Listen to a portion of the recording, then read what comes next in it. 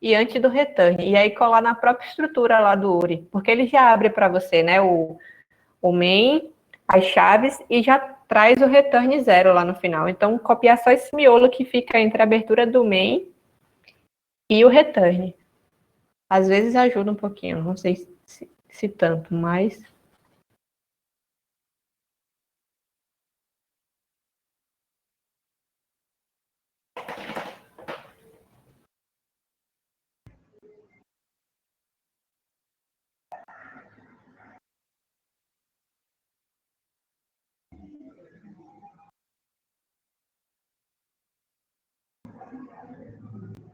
Certo, então só para reforçar que chegou algumas pessoas agora, na parte de notas compartilhadas, fica um pouco acima aí do nome de usuário, vocês vão ver a lista de frequência.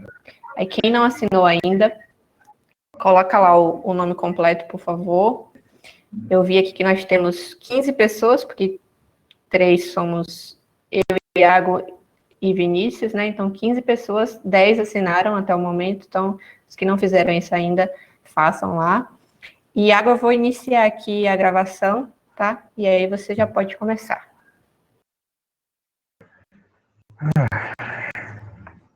Opa. Deixa eu me tornar apresentador. Boa noite, pessoal.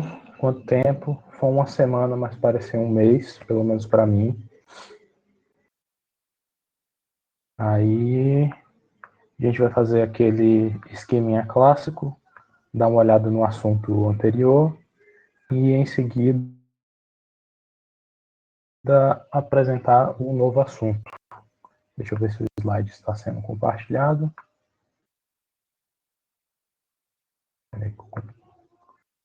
Ok. Hoje a gente vai ver vetores e strings. Vai ser meio esquisito porque vai ter um espacinho entre essa aula e a próxima. E aqui a gente só vai olhar por cima ainda, sabe? Sobre esses assuntos. Depois a gente vai se aprofundar mais neles. Antes de tudo, todo mundo lembra do assunto da semana passada? Estrutura de repetição. Lembram alguma coisa? Lembram tudo? O que é esse negócio que está mostrando aqui no slide?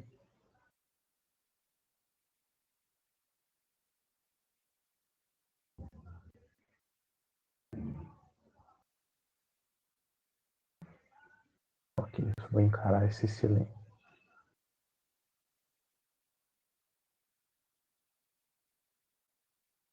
Lembram quais são as estruturas, né? Vamos começar assim. Quais são, qual é que é a diferença, por exemplo, entre elas, quando usar uma, quando usar outra?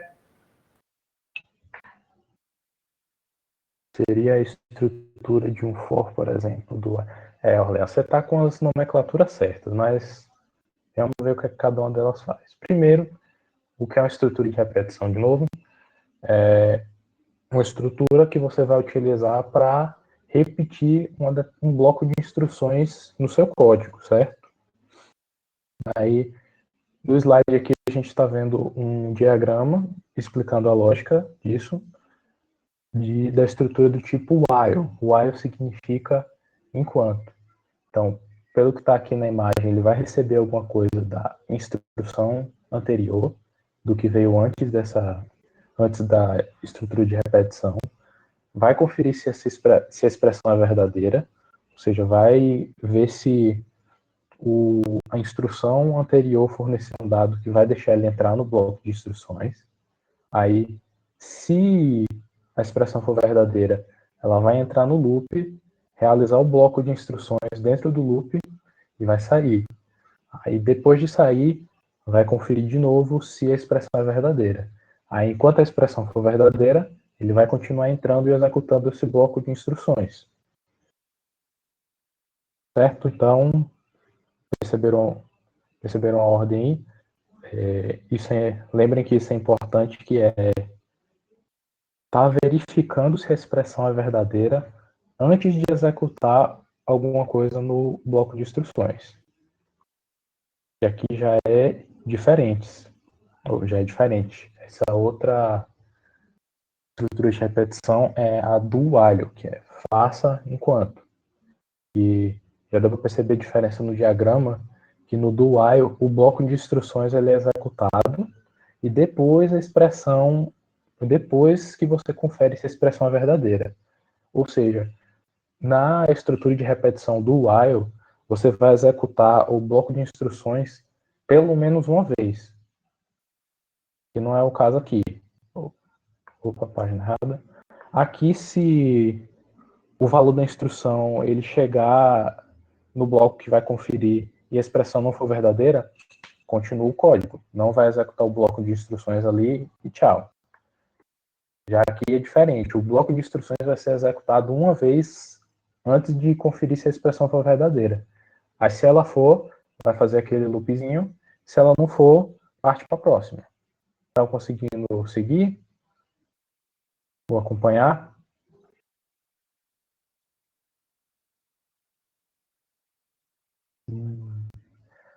Aí aqui a gente já está vendo no código em si. Isso aqui é bem básicozinho, é só para compreender mesmo, que vocês estão vendo a organização dentro do for.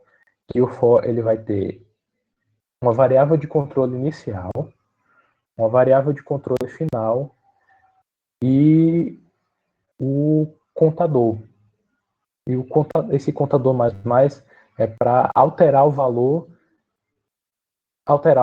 para ele mudar e a estrutura repetir, certo? Aí o que é que você está falando vai começar em 1 e enquanto o contador for menor ou igual a 10, vai executar esse bloco abaixo, adicionar mais um e fazer ele novamente, até que o valor na variável contador seja menor ou igual a 10. Compreenderam?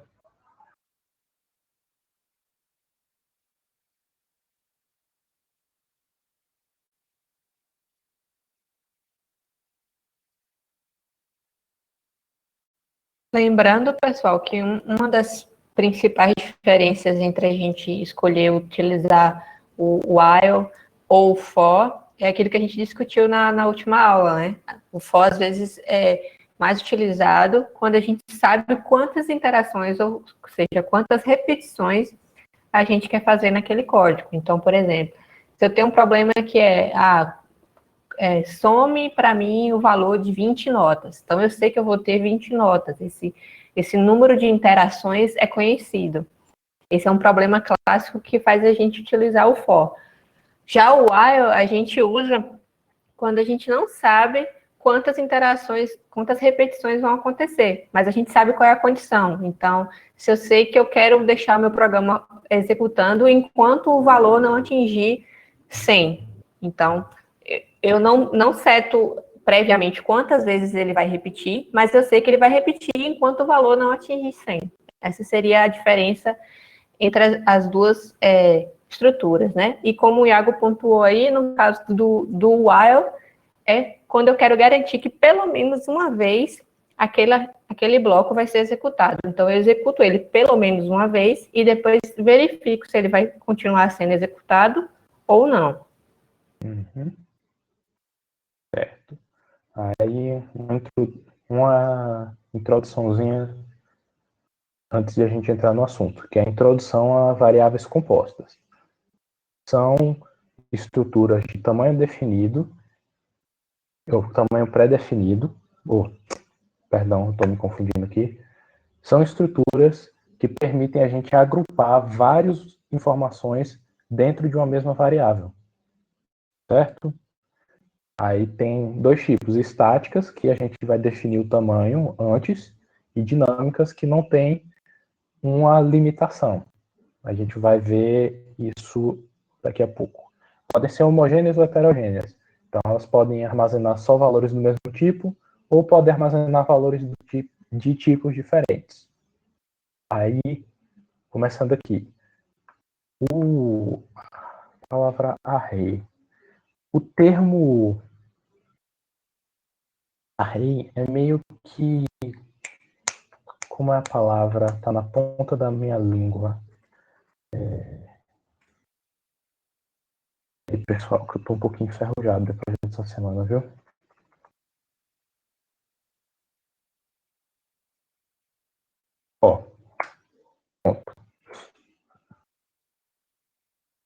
Array é o termo, entre aspas, americanos para vetores, certo? Para vetor. Aí tem umas questõezinhas com dimensão e tal mais, mas por agora só prestem atenção nisso. O que é um array? Um vetor. É um conjunto finito e ordenado de elementos homogêneos. Que é homogêneos, a gente viu antes, valores do mesmo tipo. Então, array ele só tem valores do mesmo tipo. É ordenado, ou seja, cada elemento ele pode ser identificado através de um índice. E é isso, ó. Pode ser unidimensional ou multidimensional. A gente vai trabalhar com vetores essa semana. Depois a gente vai ver matrizes, mas tem essa diferençazinha aqui. Multidimensional a gente chama de matrizes, as questões de dimensões a gente vê depois. Mas é interessante notar. É isso, vetores. Estrutura de dados compostas que só armazenam um tipo de dados e só tem uma dimensão. Formado por uma sequência de variáveis do mesmo tipo, com o mesmo identificador, e eles estão alocados de forma sequencial. Aí a gente utiliza vetores para poder manipular uma grande quantidade de dados dentro de uma mesma variável. E como é que a gente escreve ele? É o nome do vetor, aí como é o nome desse negócio? A chave, né? Colchete. Colchete, perdão. A chave é o outro. Esse é o nome do vetor, que é o nome da sua variável. Colchete, a quantidade, que é quantos valores vão estar armazenados aí dentro. Fecha. Aí em C é isso, é o tipo antes, né? A gente sempre tem que definir o tipo antes, no C. É que nem declarar uma variável normal, o nome e o valor. É importante notar que o vetor ele começa a ser indexado a partir da posição 0. Ou seja, nesse vetor aqui em cima, que é float v10, ele vai começar do 0 e vai até o 9. Você vai, não é, a primeira coisa que a gente pensa é que vai fazer 1, 2, 3, 4, 5, 6, 7, 8, 9, 10. Mas não, é 0, na verdade 0, 1, 2, 3, 4, 5, 6, 7, 8, 9. É isso. A última posição do vetor é o número de posições menos 1. E cada elemento ele pode ser atribuído individualmente, vocês vão ver no exemplo aqui, e vocês podem exibir os valores através do índice deles. Aí aqui, ó, uma declaração simples.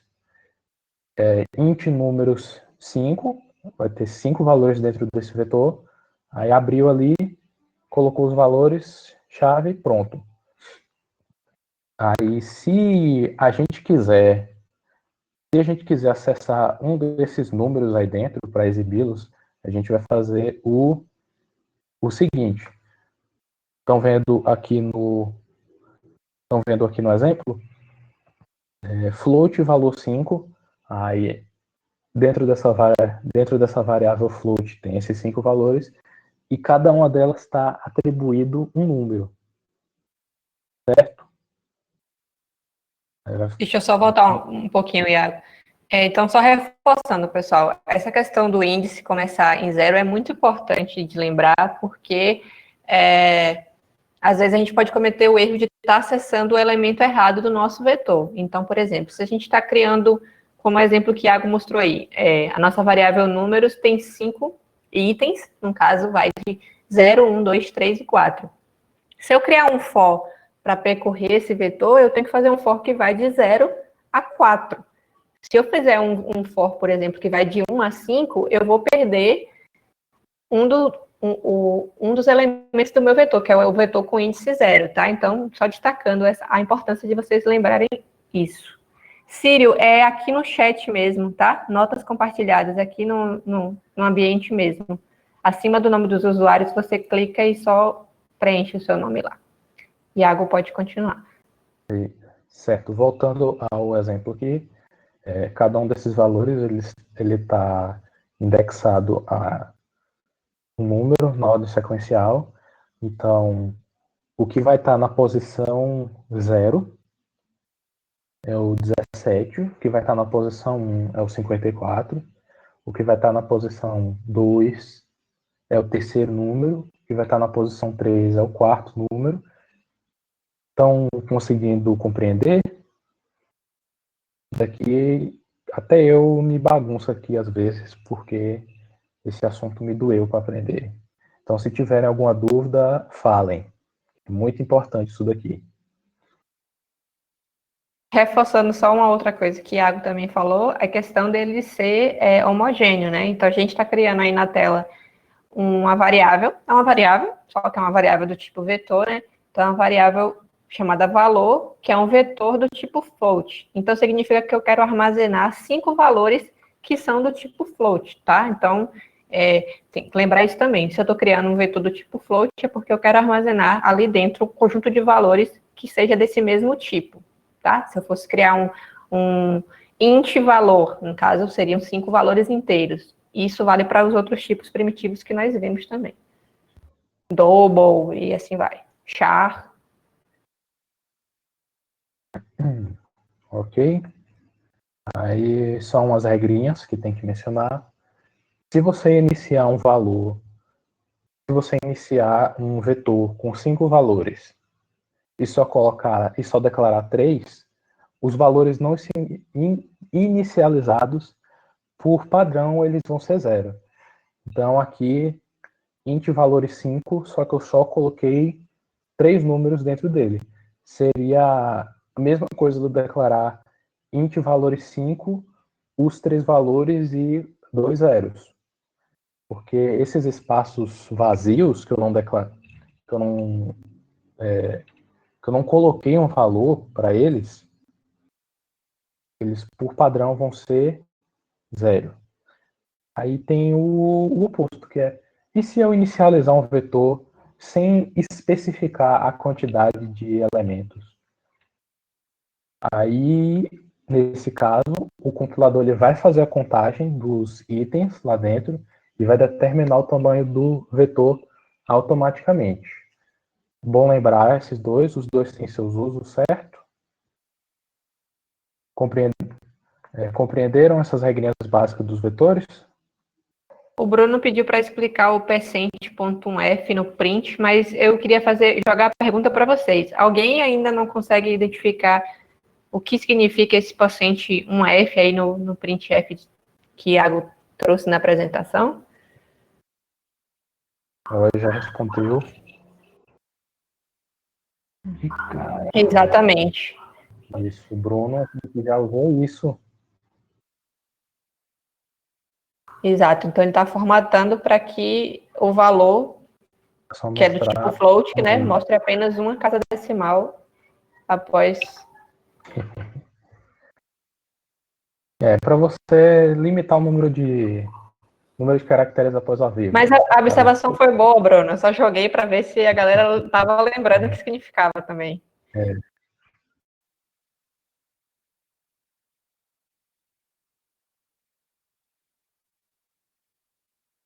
Eu tenho um exemplozinho de código aqui. Eu defini eu usei uma estrutura de repetição para o usuário poder declarar valores para um vetor. Aí eu coloquei define tamanho 5. Eu não precisava, mas eu não sei porque eu fiz assim, certo? Aí eu declarei o vetor floats notas 5, certo?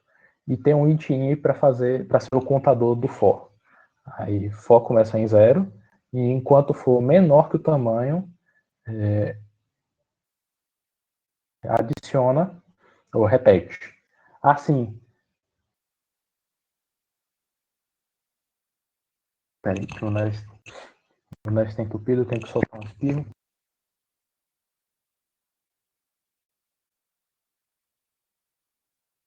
Vou aproveitar para fazer uma pergunta. Lembram o que significa o define ali na segunda linha? Como que a gente chama isso?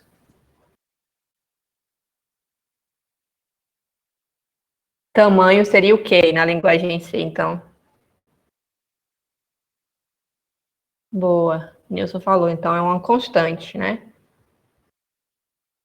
Significa que o valor dela, como o nome diz, é constante. Vai ser o mesmo ao longo do nosso código. Qual que é a vantagem de fazer uma abordagem como essa que Iago está mostrando aí? Vamos supor que a primeira vez que a gente rodou o código, a gente quer só armazenar 5 notas, certo? Então, mas vamos supor que a gente mudou, agora nosso programa vai ter que armazenar mais notas.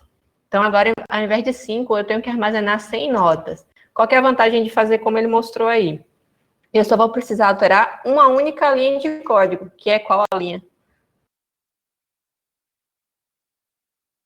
Exatamente. Só vou precisar mudar o valor de tamanho. Eu chegaria ali na segunda linha, mudava de 5 para 10, para 100.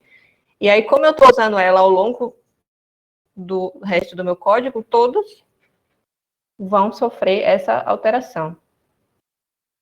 É, isso. Estou de volta. Por que tem esse nota Z? Porque lembrem disso daqui. Cada valor ele está sendo indexado em uma posição dentro do vetor, certo?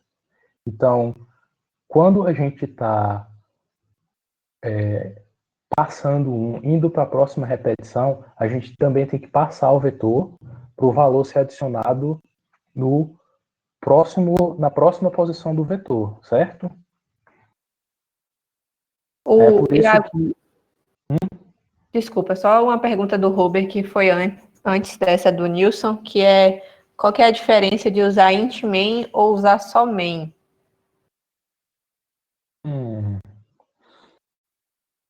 Robert, Assim, vai lá, explique. o int main, ele retorna um número inteiro. É um negocinho que está faltando aqui nos meus exemplos, eu até admito que é o return. Já o main sozinho é aquele negócio que a gente já falou antes, que é a mesma coisa do void main. O void main, ele não retorna nada. Aí depende se seu programa vai retornar um número ou não. Que eu lembro que o professor me explicou que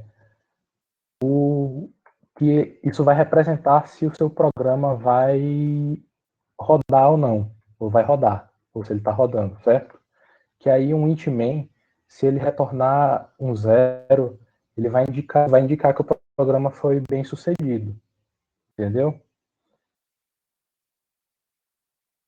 Aí, se a gente só utilizar o main sozinho, sem o int, ou o void main, não vai ter esse retorno, certo?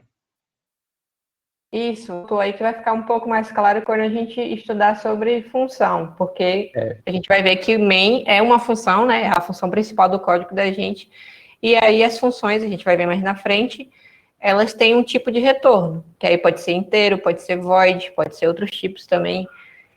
Aí vai ficar um pouco mais claro. Mas, às vezes, costuma ser preferência também, né? Você vai ver exemplos na internet utilizando o int main, e o return vai ser zero, ou vai ver o void main, ou só o main, tá? Às vezes tem alguns ambientes que dão algum erro, se você não utiliza o int main ou vice-versa. Mas, de fato, vai ficar mais claro quando a gente vê o assunto de função. É só você lembrar disso. O int main, ele retorna um valor. O main sozinho, o void main, ele não retorna. As aplicações disso daí, foi o que a professora Rebeca falou, a gente vai ver depois, certo? Mas compreenderam aqui porque a gente utiliza, porque a variável i também está dentro do scanf? Eu não lembro se eu expliquei.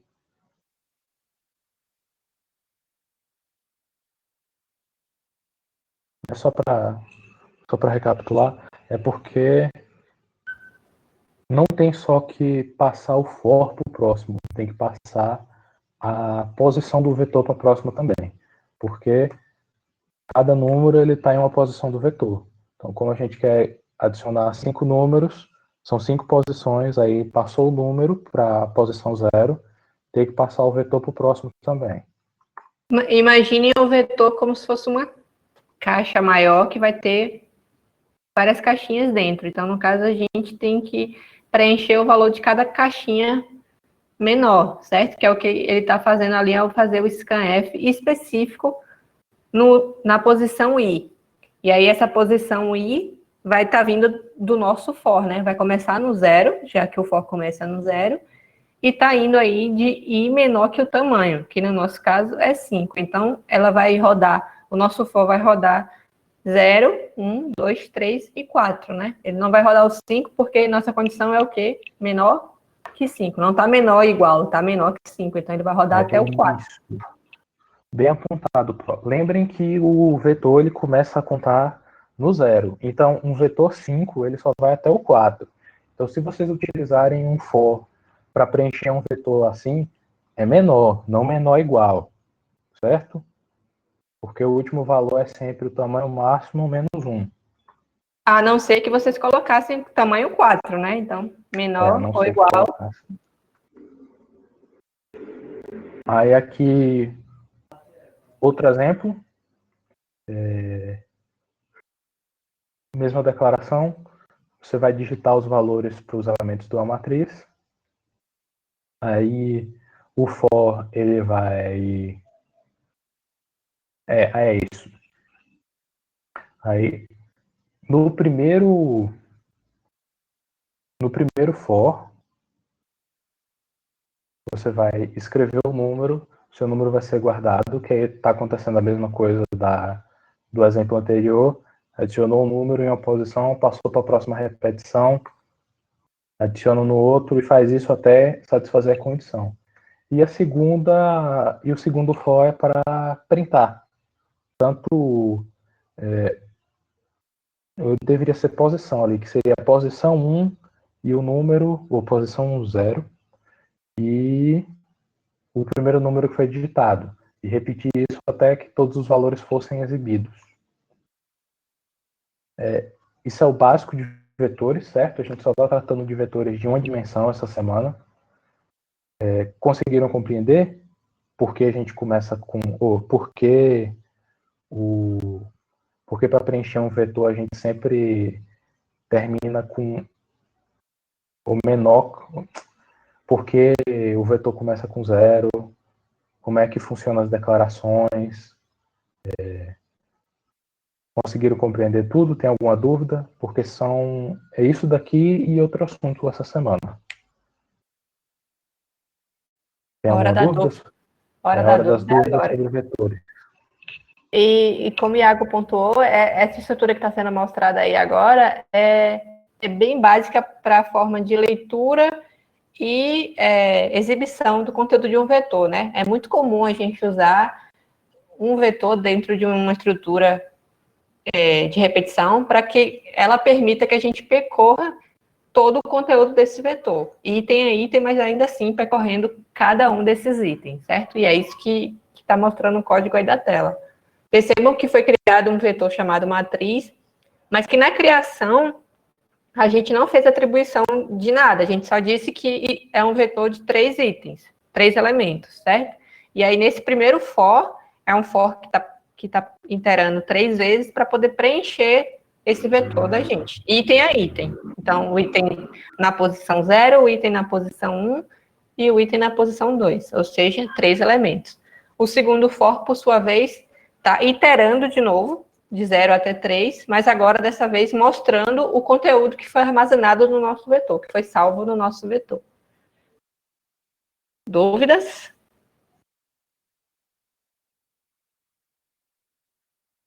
Principalmente de quem não conhecia vetor ainda, quem não teve nenhum contato com vetor ainda. Eu não sei se vocês notaram, mas o vetor é uma super variável, né? Você declara ela uma vez e armazena diversos valores. Aí, quando a gente começar a trabalhar com umas questões que vão ter... questões mais complexas, né? Que vão ter mais valores, mais nomes, mais coisas, eles vão ser extremamente úteis para a gente poder organizar tanto no programa quanto na nossa cabeça.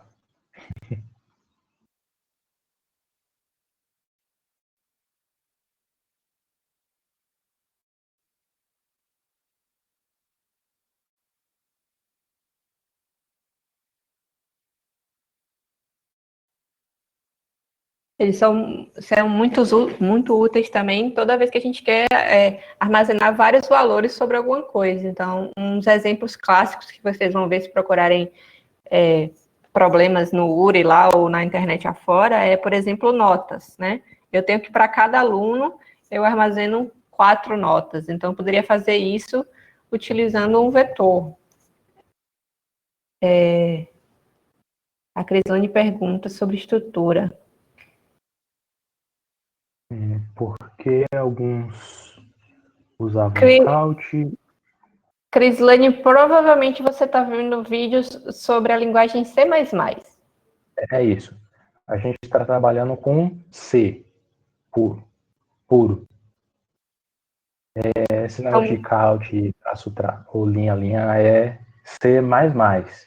Isso, são duas linguagens diferentes. Né? Embora o C++ se baseie no C, mas são linguagens diferentes, tá? Essa que a gente usa no curso e que mostra os exemplos e que está aceitando lá na lista do URI é C, só C. O Nilson pontuou aí também que fazer cadastro é bom com vetor. Exatamente, se você quer fazer um programa que vai cadastrar, sei lá, 10 usuários, então cada usuário pode ser um elemento ali do seu vetor, embora a gente esteja adiantando um pouco aí, mas sim. Então, qual a diferença prática do C e do C++? Eu acho que a senhora é um pouquinho mais qualificada para responder isso. Prática em qual sentido, Caio? Porque são duas... Isso, ser orientado a objetos, que é um outro paradigma. O Carlos Eduardo falou aí, exatamente. Então, é um outro paradigma de programação. C, a gente está trabalhando aqui com linguagem procedural. É uma linguagem que segue essa estrutura aí na ordem que você está declarando seu código, né? Então, no caso da procedural, você segue a ordem que você colocou ali no seu código. Vai ter as funções que a gente vai ver depois que muda um pouco a ordem do código, mas volta para o código principal, certo? Já C++ é orientado a objeto, é outro paradigma que não cabe aqui a gente detalhar, e aí tem umas outras funcionalidades. Você está se adiantando demais. Calma aí. Não é nem funcionalidades, é outro paradigma mesmo, outra forma de abordar um problema, né? De pensar e de declarar esse problema na hora de codificar.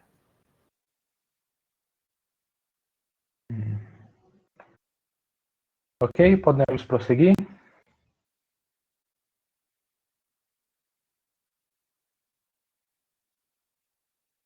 C++ tem...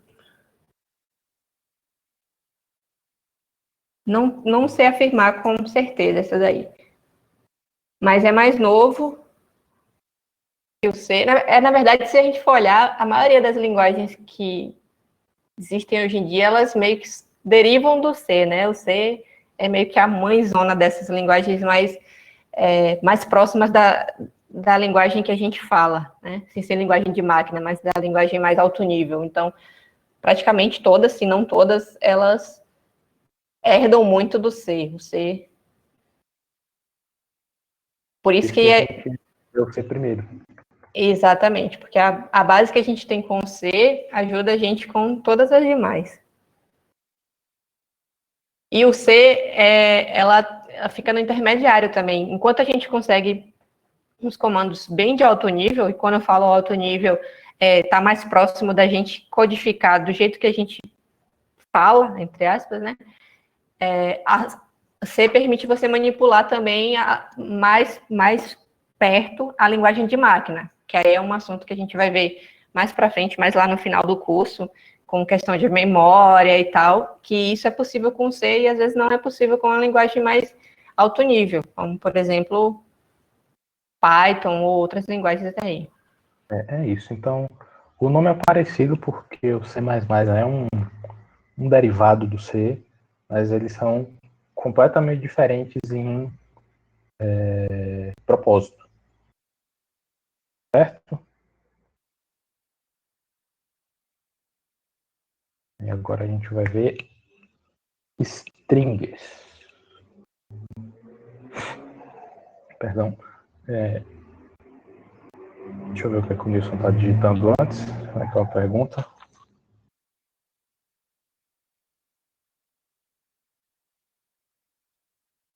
E já orientado ao objeto. Ok. Pronto, pessoal. Vamos terminar esse assunto aqui. Aí a gente abre esse espaço para tirar mais dúvidas de novo.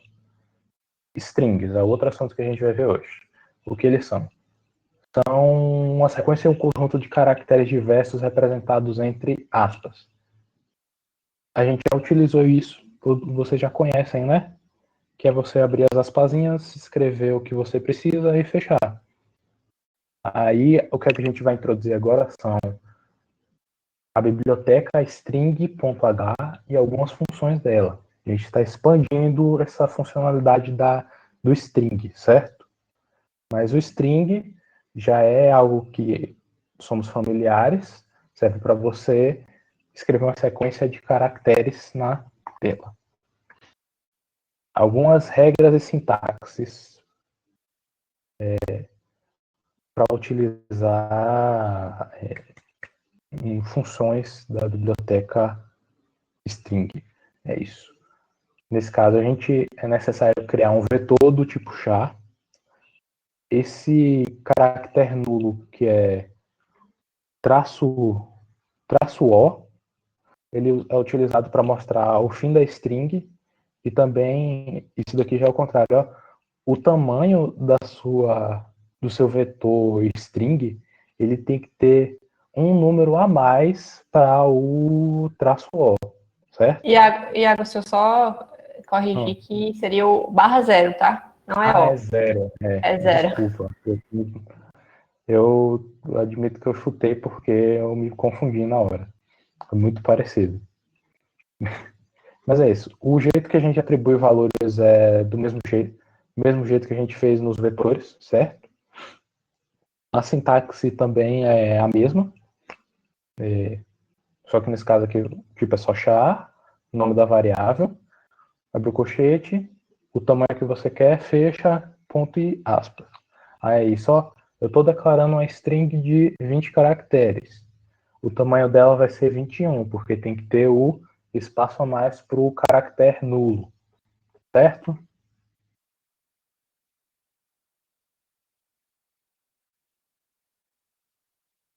Aí, estão vendo, né? A atribuição de valores é igual ao vetor, onde cada valor, não, cada caractere, ele vai estar indexado em uma posição do vetor e onde tiver o caractere nulo vai indicar o final da string e o resto vai ser ignorado, não vai ser exibido. Aí tem essa mesma particularidade também. Se a gente declarar dessa forma, o tamanho vai ser calculado automaticamente para ser a dimensão exata. Aí, qual seria o tamanho desse vetorzinho aqui? Alguém consegue me responder? Okay. Mais alguém quer tentar? Aí, não, olha, você acertou demais, é 6. Lembrem do caractere nulo. É isso, ó. É utilizado para mostrar o fim da string e o seu tamanho vai ter um caractere a mais. Então, como aqui a gente está declarando marcos, que são... Ah, não. Você está certo, Orlando, perdão. Eu que comi uma letra do nome Marcos. Você está correto. Eu jurava que Marcos era 5 letras. Mas aí, ó, para vocês perceberem que é importante os detalhes, né? Tá? Esses seria um vetor de tamanho 7 aqui, nesse caso. Aí, Todo mundo conseguiu entender por que seria um vetor de tamanho 7? Ruben não, Crislane não, vamos lá. Então, só recapitulando, vai lá, Iago. Um string, pessoal, como o Iago falou, é um vetor, da mesma forma que a gente viu as atribuições de vetor, só que é um vetor de caracteres, ou seja, o tipo char. O que é que diferencia a string? Porque ela é um vetor de caracteres e o último caractere desse vetor, obrigatoriamente, vai ser o /0. É o /0 que informa para o seu código que aquela string chegou ao fim, certo? Por isso que toda vez que a gente estiver declarando uma variável para ser uma string, a gente vai colocar o tamanho considerando quantos caracteres a gente quer armazenar ali, ou seja, no nosso nome, né, no nosso conjunto de caracteres, mais o caractere /0, que é para indicar o final daquele nome. Então, quando o Iago mostra lá a declaração para fazer o nome Marcos, a palavra Marcos tem 6 caracteres. Certo? Além dos 6 caracteres que eu estou armazenando de Marcos, eu tenho que considerar mais um, que é para o meu /0. Por isso que no final, essa variável nome aluno, ela seria de tamanho 7. Então, eu tenho os 6 caracteres do nome Marcos, mais o /0 do final, que vem no final. Ficou claro? O que a gente fazia no vetor do tipo int que a gente viu mais cedo, é que a gente estava trabalhando com ele, que é o tamanho máximo menos 1, porque ele começa do 0. Aqui, a gente está fazendo um pouquinho diferente. Ele também começa do 0. Só que, em vez da gente trabalhar com o tamanho máximo menos 1, a gente está adicionando 1, certo? Por isso que vamos supor que a gente está fazendo uma variável no nosso código que vai armazenar as siglas de universidades, tá? Então, vamos supor que as siglas sejam 4 caracteres, por exemplo, IFBA. Então, eu quero armazenar 4, só que aí a minha string declarada, né, meu vetor de caracteres tem que ser 5, porque é os 4 caracteres IFBA mais o /0, certo? Então, toda vez que vocês estiverem lidando com strings, criando variáveis que vão ser strings ou até lendo elas, vocês têm que ter isso em mente, que é o tamanho dos caracteres, a quantidade de caracteres que está sendo armazenado, mais o /0. Por isso, sempre coloca um a mais na hora de declarar. Conseguiram entender também a diferença entre um vetor de string e um vetor de int, que foram os dois que a gente trabalhou aqui hoje.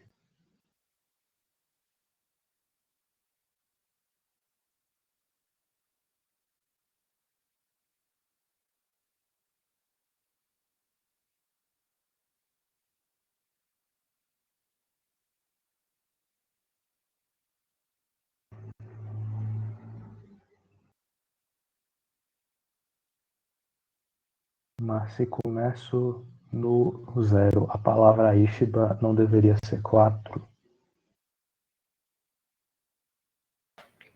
Giovanni, quando você declara, é o tamanho do vetor, certo? Então, por exemplo, se eu coloquei ali nome e deixa eu colocar no chat que fica melhor. Nome 4, certo? Significa que ele vai armazenar 4 caracteres, do jeito que está aí, certo? E o meu índice vai começar 0, 1, 2 e 3. Mas a quantidade de caracteres que eu estou armazenando é 4. O índice... Vai começar do 0 ainda. Então, a palavra IFBA é 4, são 4 letras. Mas como a gente está começando a contar do 0, vai fazer 0, 1, 2, 3. Eu estou tratando ela... É esquisito quando a gente fala, porque a gente fala 0 a 3 dá 4, certo? Mas é porque a gente está começando do 0. Então tem esse detalhezinho. Tem gente que fala que essa anotação foi só para sacanear a gente na hora de estar fazendo código.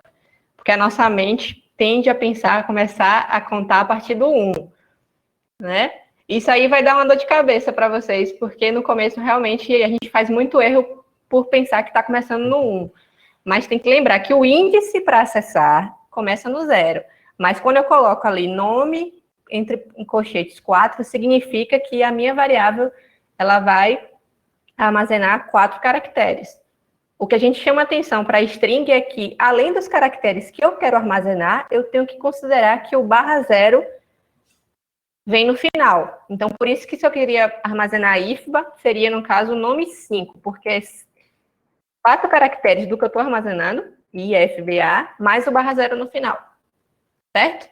E aí, nesse caso aí, para percorrer essa variável, nome, o meu índice vai 0, 1, 2, 3, 4. Mesmo ela sendo declarada com tamanho 5. Deu para entender? Eu sei que nesse começo é complicado, mas logo a gente, quando estiver fazendo exemplos, acho que talvez fique mais claro. Quando vocês começarem a usar for para percorrer, aí vocês vão entender que começa no índice 0. Aí, só lembrem disso agora. O 1 começa no 0, certo?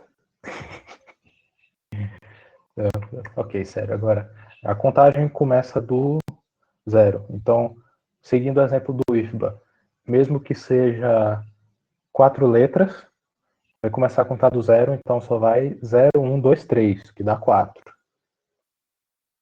Então, tirem essa noção de contar a partir do 1, que a gente usa em todo lugar menos aqui. Porque aqui a gente começa a contar do 0. Tá bom? Inclusive, uma curiosidade pela metade aqui, que eu não lembro agora qual país que é, mas tem um país que o elevador, ele começa com andar 0. Não é que nem aqui no Brasil, que a gente quer sempre primeiro andar e vai. Eu não lembro agora qual é o país, depois eu vou pesquisar. Mas tem país que o primeiro andar é o andar 0. Aí algum programador tirou a inspiração de lá, ou vice-versa, o elevador de lá se inspirou na programação em si, mas vai saber.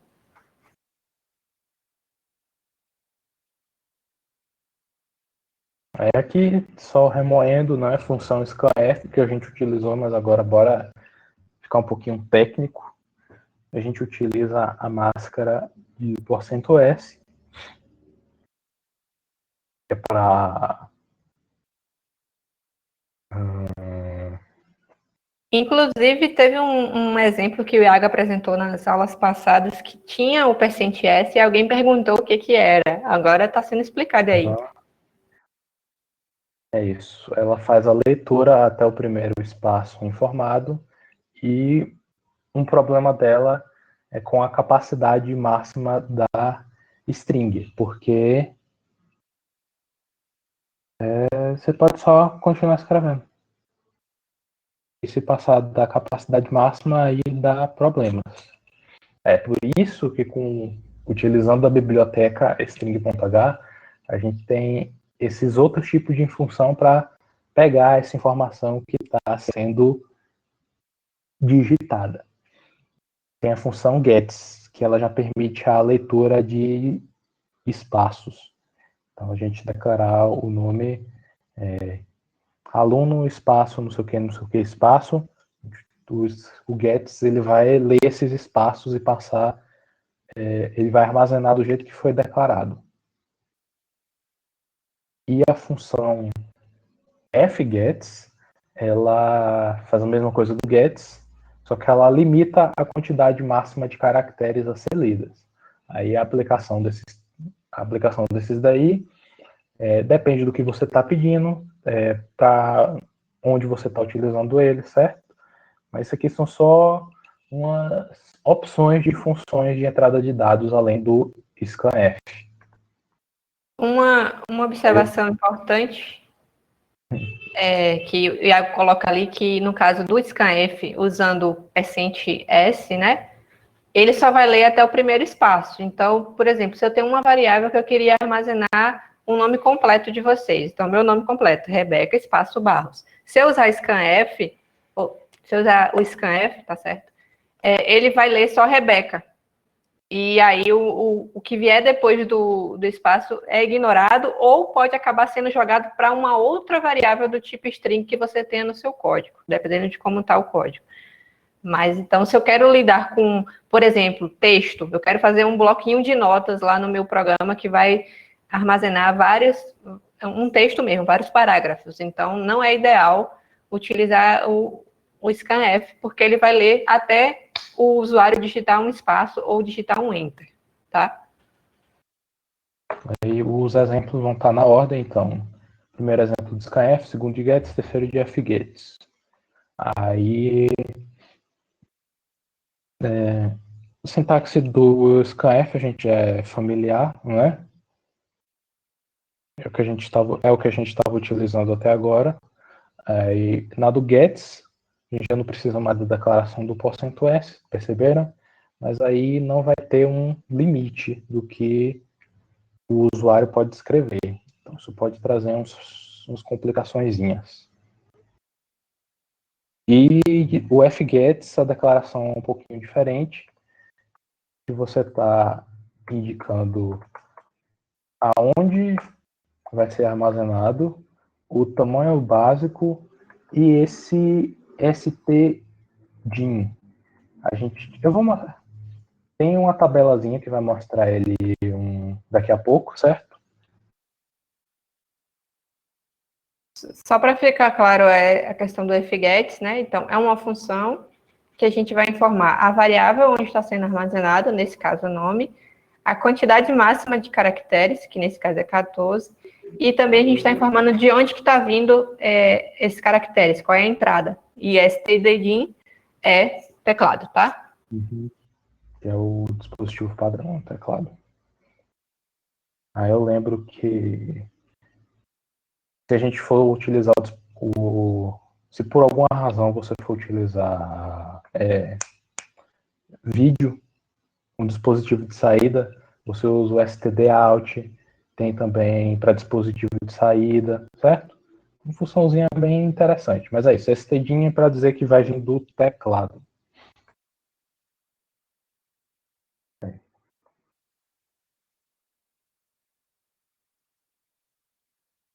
Opa, eu me confundi um pouquinho. Aí agora, saída de dados. Outra função que a gente está bem familiar. Só responder o Orlean. O Orlean perguntou. Alguma coisa? Perguntou, volta lá naquele seu exemplo com. Ele pergunta, nesse caso, pode declarar um vetor para limitar a quantidade de caracteres. Orlean, perceba que foi declarado um vetor com tamanho 15. Né? É aquele tamanho... lá em cima, para os 3. Só que mesmo assim, usando o %s, a gente tem essa insegurança, vamos dizer assim, que ele vai acabar permitindo que o usuário saia digitando lá a louca. Mesmo que ele só armazene na variável os 15 primeiros, ele não vai interromper ou não vai dar erro. E é quando o usuário digitar mais que isso. E aí isso pode gerar problemas, tanto de abortar o seu código, quanto de gerar lixo na memória, coisas assim. Então, o fget te dá um controle maior quanto a isso aí, e te dá uma segurança maior, porque você seta exatamente o tamanho que você quer que o usuário possa informar naquela variável. Tanto que vocês podem perceber que no fget você vai informar a mesma quantidade de caracteres que você está esperando daquela variável, né?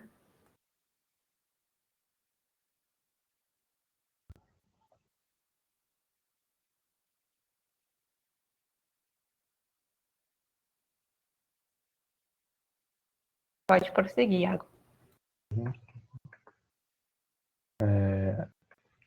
Agora, as funções de saída de dados.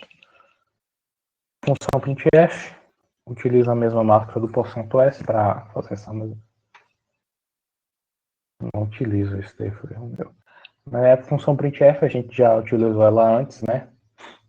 Aí a nova é a puts. Não é a expressão que a gente usa, tá?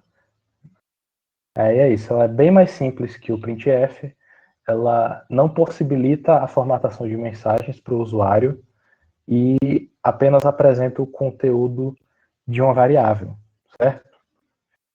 Então ela tem um uso um pouco diferente do printf. A sintaxe dela é puts e entre parênteses o conteúdo da variável que você quer exibir.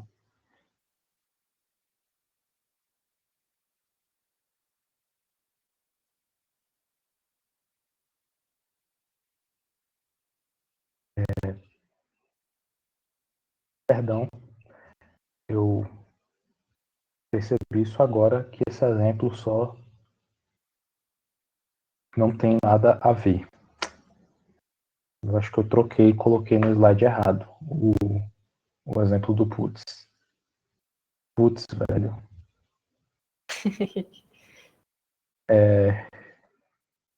Mas, basicamente, é uma função também, pessoal, que vocês podem utilizar quando você quer imprimir só o conteúdo da variável. Se você quer fazer uma formatação mais bonitinha, continua usando printf, né? Só que aí agora, ao invés da gente usar o %f, que a gente usava para float, ou o %d, que a gente usava para int, a gente vai usar %s, que é para representar string. Aí, mas é isso que a professora falou. O puts, ele só mostra o conteúdo de uma variável e não permite a formatação que a gente tem no printf. Mas é importante saber que ele existe. Aí, algumas operações inválidas com strings. A gente não pode atribuir o valor de um string a outra. E é isso. Você string 1 igual a string 2 só não funciona. Mesma coisa com comparar diretamente o valor de uma string com a outra. Isso daqui não roda, pessoal. Certo? Bom lembrar.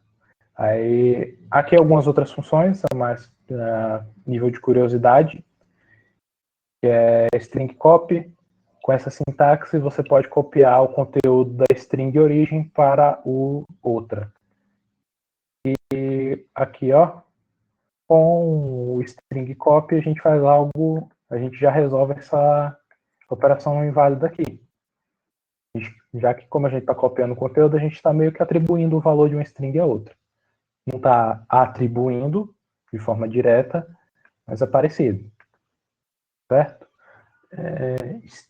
Stringcat. Concatena o conteúdo da string original ao final do conteúdo da string de destino. Concatenar é simples, é você juntar. Você está meio que juntando o conteúdo de uma string a outra. Certo? Função para comparar strings, string CMP, que é uma abreviação para compare, ou comparar. E vai retornar zero se o conteúdo das strings forem iguais. strlen, que vai retornar o tamanho da string para você. strupr, que vai converter o conteúdo da string para maiúsculas. E lwr, que vai converter o string para minúsculas. Isso daqui são umas questões de qualidade de vida, né? Se vocês quiserem fazer umas alterações legais nos programas, vocês podem utilizar essas funções da biblioteca string.h. E o conteúdo por hoje é esse. Alguma dúvida? Isso que eu ia reforçar, né? Todas essas funções que o Iago apresentou aí não são as únicas, tá? Existem muito mais. Vocês podem explorar depois a documentação da biblioteca string.h. Mas para utilizar qualquer uma dessas que está sendo mostrada aí na apresentação, vocês precisam dar o include lá no código de vocês na string.h. Ela é uma biblioteca que já vem padrão também na instalação do C. E aí eu recomendo que vocês explorem mais ela, vejam outras funções. Essas mostradas são algumas das mais utilizadas, por exemplo, tanto essa de copiar quanto a de comparar, né? Se eu tenho, por exemplo, estou fazendo lá um sistema de cadastro, e aí eu tenho uma função no meu sistema que é saber se aquele usuário está cadastrado ou não no meu sistema. Então, muito provavelmente, eu vou ter que checar o valor que eu tenho salvo com o nome que ele está informando naquele momento. Então, para comparar strings, não adianta eu colocar string A é igual a string B, ou melhor, string A é igual a string B. Isso vai dar erro, ele não vai rolar. Para comparar, eu tenho que usar essa função strcomp. Em termos de comparação, a diferenciação entre maiúscula e minúscula. Olha, Gidavan, eu não estou me lembrando agora com certeza, se alguém souber responder, mas eu acredito que sim, porque ele trata caracteres. Vinícius confirmou aí. Ele trata como caracteres diferentes, porque não sei se vocês já ouviram falar na tabela ASCII, ASCII 2. Pronto, se você observar na tabela ASCII 2, o caractere maiúsculo tem um número e o caractere minúsculo tem outro número, né? Então, eles não são o mesmo. Então, nesse caso, ele vai diferenciar o que é maiúsculo e o que é minúsculo, sim. É que foi na primeira aula que a gente mencionou isso, que o C é case sensitive, então ele faz essa diferenciação. Até em strings ele faz. Mas... Uma outra observação interessante aí no strlen, né? Observem que ele não vai contabilizar o /0. Então, se eu tenho um nome Marcos, que a gente estava tendo no exemplo, então ele vai mostrar que o tamanho daquela variável é 6, porque ele está contando só a quantidade de caracteres sem o /0. Então, ele vai retornar o valor exato de caracteres que está sendo armazenado ali, certo?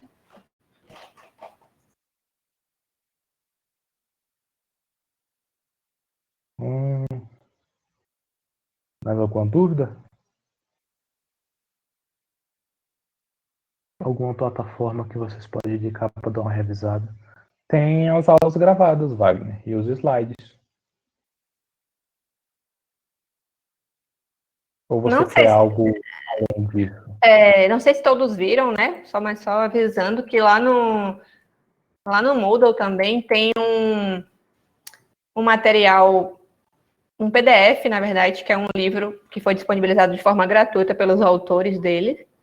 E a gente colocou lá que é um conteúdo de C, tem todo esse conteúdo que a gente está vendo nas aulas e tem um conteúdo mais avançado também para quem já quiser ir se adiantando. Tá lá o PDF. E tem também acho que alguém comentou aqui no vídeo que tinha, no chat na outra aula, que tinha visto. Eu postei uma série animada que tem no YouTube, não é especificamente de C, tá? Mas é uma série bem legal que aborda os conceitos mais genéricos que a gente está vendo aqui. Então, por exemplo, condição, repetição, função, que a gente vai ver ainda, mas quem quiser já dar uma olhada já pode ver. Tem tudo isso lá também.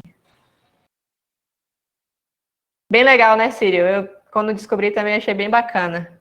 Que é bem didático, e a animação é excelente. E tem um tempinho para você pensar também na resposta e tal. Eu também achei bem bacana. Tem uma pergunta do Giovanni. Cadê? Usa uma função dentro da outra. Giovanni, tem como, sim. Só você tem que ficar atento em relação ao retorno da função. Tá? Porque, por exemplo, se você quer Mas comparar isso que você falou aí é válido, sim. Se você quer comparar os conteúdos, você tem que tomar cuidado para antes você não utilizar uma função que vai converter uma dessas strings para maiúscula, outra para minúsculas, ou concatenar o conteúdo de uma para outra, certo? Inclusive, eu repliquei aqui o exemplo que o Giovanni perguntou, e percebam o seguinte, né? Ele está convertendo a string 1 para tudo minúsculo antes, e aí ele quer comparar ela com a string 2. Isso é válido, sim. Como eu falei, é só você ficar de olho de qual que é o retorno da função, né? No caso da strlwr, ela vai retornar a mesma string, só que tudo com os caracteres minúsculos. No caso da a strlen vai retornar um valor inteiro, que é o valor com o tamanho da string. Então, tem que ficar de olho só nisso. No caso da strcomp, ela vai retornar o valor 0, para dizer que é igual, ou 1. Aliás, se não retornar 0 é porque é diferente. Então, tem que ficar de olho só nisso.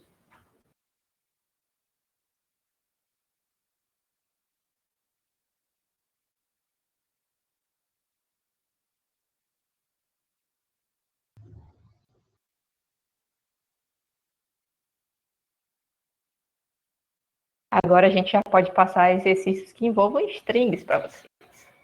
Uhum. Vão sofrer muito. E vetores, né? É porque tinha uma curiosidade, tinha umas questões bem legais envolvendo o condicional, que o Iago tinha separado, que a gente só não passou porque envolvia string também, aí não dava para passar ainda, mas agora já dá.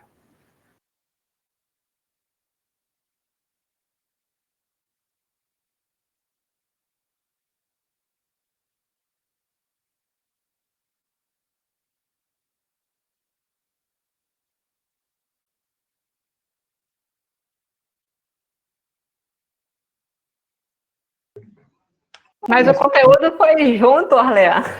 Mas para que ordem? É a mesma coisa. Vetor é número, string é vetor com letra. Então é a mesma coisa, sabe? Não tem que fazer Giovanni, o... respondendo você, sim, é válido. Lembrando de tomar cuidado com a questão dos parênteses. Mas do jeito que você colocou aí, tá certinho.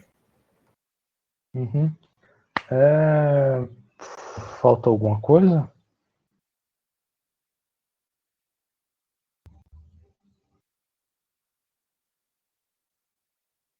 Olha, quem não viu a mensagem do Vinícius. Eu vou encerrar a gravação, tá, pessoal? Mas a gente está disponível aqui ainda para qualquer dúvida. Acredito que de conteúdo já foi, então vou encerrar Já foi. a gravação.